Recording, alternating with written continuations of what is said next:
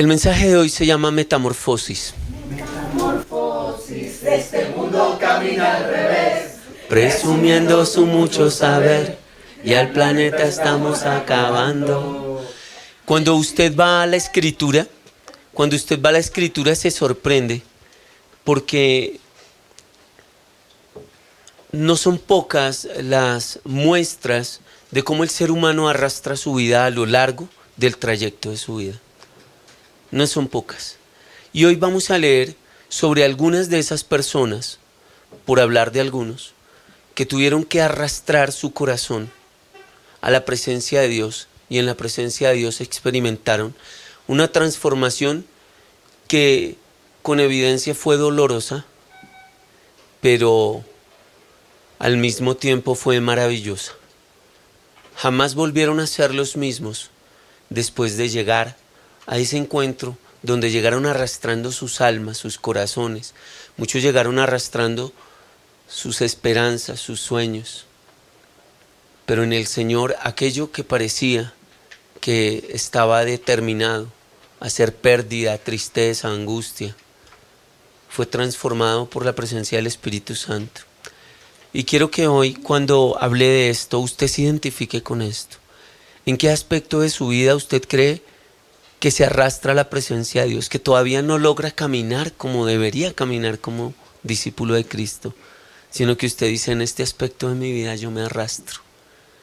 Vamos a hablar primero que todo en 1 Samuel, el capítulo 2, de una mujer que se llama Ana. Ana era la esposa de un sacerdote llamado Elcana, y Elcana tenía dos esposas, a Ana y a Penina. Penina podía darle hijos y tuvo hijos con él, pero Ana no pudo darle hijos, y fue un motivo de mucha vergüenza. Este escrito de 1 Samuel, en el capítulo 2, habla de 1000 años en promedio antes de Cristo. O sea, estaríamos hablando de 3020 años a este tiempo. Para esa época, la historia de la mujer era muy diferente a la de ahora. La mujer que no podía dar a luz hijos era un motivo de muchísima vergüenza.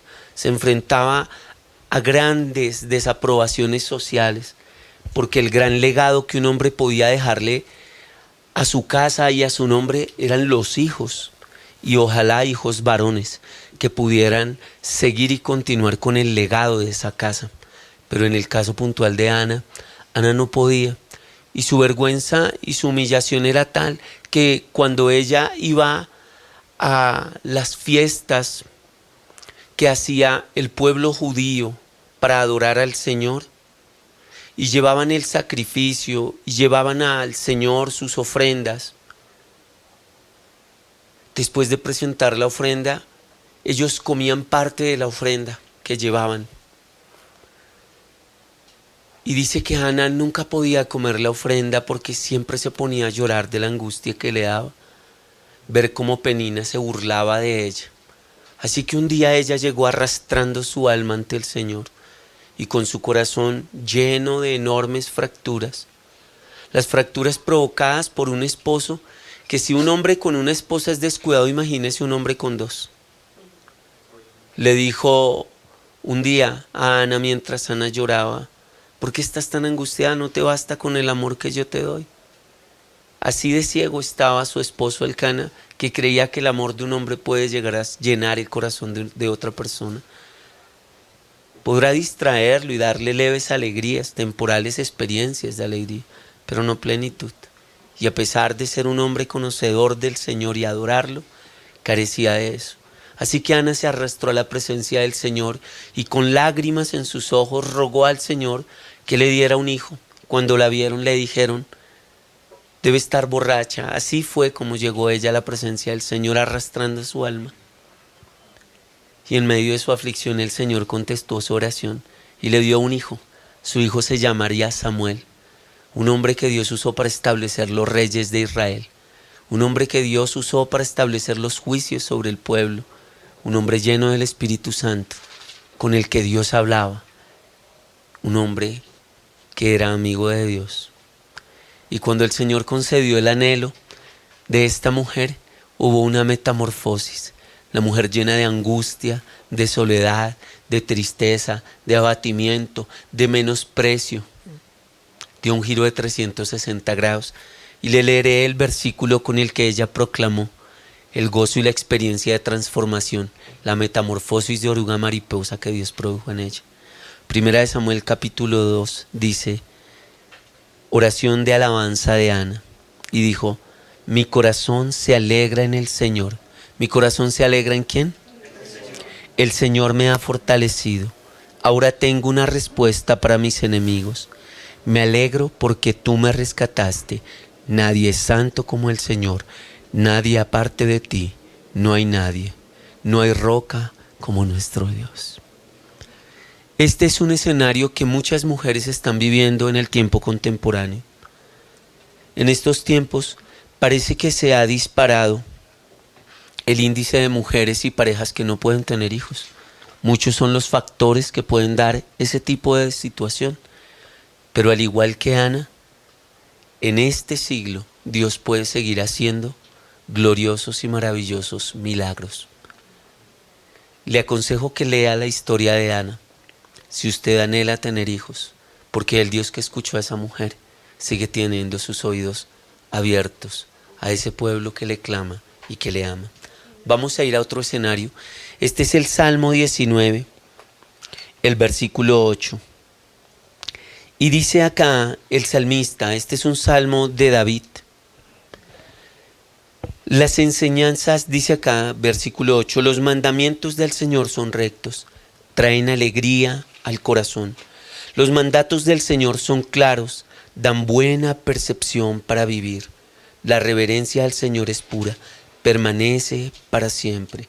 Las leyes del Señor son verdaderas, cada una de ellas es imparcial. Son más deseables que el oro, incluso que el oro más puro. Son más dulces que la miel, incluso que la miel que gotea del panal. Sirven de advertencia para tu siervo, una gran recompensa para quienes las obedecen. El detrás de cámaras de esto es un muchacho, el menor de todos los hermanos, un hombre llamado Isaí, con varios de sus hijos. Los ve a todos como una promesa que puede llegar a ser de gran utilidad en el reino de Israel, y frente a los combates y luchas y desafíos que enfrenta la nación con un grupo llamado y una nación llamada los filisteos, sus hijos van a la guerra, pero el menor de sus pequeños se queda cuidando las ovejas. Inadvertido para su familia, pero no inadvertido para Dios. Tal vez en su familia usted se ve como una persona al igual que David. Usted no parece ser notable, usted tal vez es menospreciado en su casa, tal vez en esta nación y en el mundo visto desde afuera, usted como colombiano, usted es una persona del tercer mundo. Usted no pinta bien, usted no parece ser alguien relevante y no parece que su historia pueda cambiar la de otros. Así era la historia de David. Pero David toma la determinación de entender que es el Señor en su vida lo que en él produce gozo. Él toma la decisión de ver al Señor como algo más preciado que el dinero, que el oro más puro. Él tomó la determinación de regocijarse en el Señor y donde la experiencia de plenitud, lo que llena su vida, es tener una vida de comunión con el Señor. David, quien escribiría la mayor cantidad de salmos que están en el libro de su nombre, los salmos, encuentra en Dios toda la plenitud que no encuentra en nada de lo que en su vida ha experimentado. Cuando usted tiene que hacer un paralelo entre este hombre que escribe este salmo, donde él dice, los mandamientos del Señor son rectos y traen alegría al corazón, trate de reflexionar en este momento en qué está su alegría. Porque la alegría que no está sobre la piedra, la roca que es Cristo, es una alegría fugaz. Y si su alegría está sobre la base de algo efímero que va a pasar, lo voy a ver llorar, lo voy a ver sufrir, por haber puesto su alegría en algo que se desgasta con el uso y con el paso de los días, que tiende a caducar y que inevitablemente está en una cuenta regresiva para quedarse en el desván, en el olvido. Si esta noche, al igual que Ana, clamas al Señor, si al igual que David ves tu tesoro en el Señor, vas a ver una transformación en tu vida, una metamorfosis de oruga mariposa. Vas a empezar a experimentar que estuviste poniendo tu gozo, tu alegría y tu esperanza en cosas que inevitablemente un día te provocarían sufrimiento y llanto. Si tu esperanza es tu cónyuge, quiero decirte algo que es conflictivo, pero es verdadero. Tu cónyuge un día va a morir o vas a morir tú. Tus hijos un día marcharán de casa. Tus hijos se van a equivocar y tal vez ese gozo con el que los ves y esa alegría que tú esperas que te provoquen sea la experiencia de contradicción con la que un día con sus equivocaciones normales te afrenten y te hagan sentir avergonzado. ¿En dónde está tu gozo? Haz como David, que el tesoro de tu gozo sea el Señor. Dice el Salmo 37, algo lindísimo. Confía en el Señor y haz el bien. Salmo 37, verso 3 y 4. Confía en el Señor y haz el bien. Entonces vivirás seguro en la tierra y prosperarás. Deleítate en el Señor y Él te concederá los deseos, los anhelos de tu corazón. Vemos a un hombre que salmos antes está diciéndole que el Señor para él es más preciado que el oro más puro. Pero acá, en el Salmo 37, unos salmos más adelante, vemos a un hombre que ha descubierto que ese deleite que para él es el Señor, terminó revelándole algo que él no sabía. Y era que el deleite que era para él Dios, había sacado a la luz que aún sin decirle a Dios lo que él quería, el Señor ya lo conocía, porque el Señor habitaba en la mente de ese hombre. Ese hombre se dio cuenta de que ese Dios en el que él sentía placidez, contemplación, alegría, contentamiento, le estaba diciendo, eso que tú no me has dicho, yo ya lo conozco, porque yo soy el placer de tus pensamientos. Yo soy el deseo de tus pensamientos.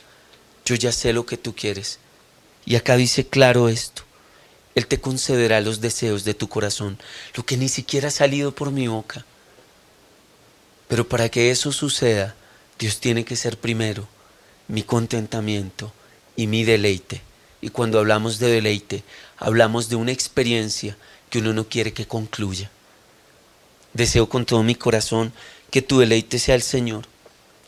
En Jeremías el capítulo 15, el verso 16, está la historia de un hombre. Jeremías es un hombre que nace más o menos 600 años antes de Cristo. Ha sido llamado por el Señor para anunciarle al pueblo sus pecados, pero el pueblo está muy molesto porque este hombre les está diciendo que Dios va a traer juicio por la falta de arrepentimiento frente a su maldad. Así que ellos, muy molestos con él, lo llevan a experiencias muy dolorosas. Experiencias tan dolorosas donde lo meten en el lugar en donde al final las casas desocupan sus excrementos y su orina. Allá lo lanzan a él. Una y otra vez ha pasado largos días tirado y lanzado en esos lugares, en esas letrinas. Y en medio de su angustia, este hombre que se siente enamorado de Dios, pero lleno de contradicciones por el sufrimiento que hablar la verdad le provoca, es tocado por el Señor. Y el Señor le provoca esta metamorfosis de oruga mariposa. Él dice, cuando descubrí tus palabras, las devoré. Son mi gozo y la delicia de mi corazón, porque yo llevo tu nombre, oh Señor, Dios de los ejércitos. Este es el hombre que un día dijeron, este es el profeta llorón, porque él, cuando Dios le contó lo que iba a vivir el pueblo por su pecado, mientras lo contaba, lloraba como alguien de luto. Él sabía lo que vendría para la nación. La nación que amó un día sería traspasada por la factura de su pecado. Era inevitable. Habían endurecido tanto su alma.